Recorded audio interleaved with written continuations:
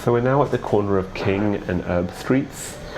King Street is the main high street in Uptown Waterloo and goes all the way to Conestoga Mall and through to downtown Kitchener in the other direction too. I encourage you to take a look around King Street when you get a chance, when you come to Waterloo. You could also use Google Maps to do this, Google Street View before you get here. There are a few things to know here. COVID has wrought many changes to the visual landscape of the high street. A number of key businesses have closed and others have opened up in their place. One of the other key effects on the visual landscape here is the legalization of marijuana in Canada has meant that there has been a number of weed storefronts in Uptown opening too.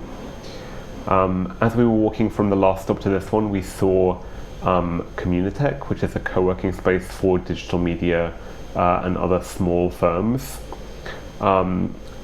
This is evidence of some of the tech-focused emphasis in the cities of Kitchener and Waterloo. UW is of course a big engineering, computer science and entrepreneurship school, and both Waterloo and Kitchener to some extent try to replicate that kind of emphasis too. There's lots of things that we could talk about up and down King Street. I'm just going to note two of them in terms of the buildings that are located here. The sandstone building on the corner of King and Herb Street is the BMO location, which used to be the Molson Bank. Molson merged with BMO in 1925, but operated since 1850.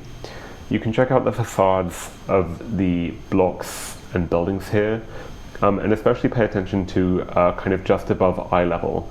You'll see some writing and some iconography on the sides of buildings and on the corners of different blocks, which gives you some interesting hints into the history of this area. Looking north, you can also see a distinctive red sandstone building with a clock tower at 35 King Street North. Its sandstone came here from New Brunswick in 1912. Originally, it was a post office, and the building was also at one point home to the University of Waterloo's School of Optometry. It has been empty for quite a long time now. The School of Optometry has moved to Kitchener, and the post office has moved to a new facility at King and Bridgeport in the plaza there. So it's been empty for a number of years, I think since at least I started to live in Waterloo in 2016. But there's currently a new development and so new tenants going in. So I'd encourage you to take a look at the kind of the facade of that building. It paints a kind of picture of multi-use retail and business. As I mentioned, there's lots of other things to kind of look out for. As we walk toward the next and final stop, we'll pass through Waterloo Square and take a look at the size of buildings, the corners of blocks, those kinds of things. In particular, look a little bit above eye level, see what's in the visual landscape. Just above eye level, you often get some good hints at the kind of intermezzo between the ground and the tops of buildings, so to say. Okay, let's move on to the sixth and final stop of the field trip.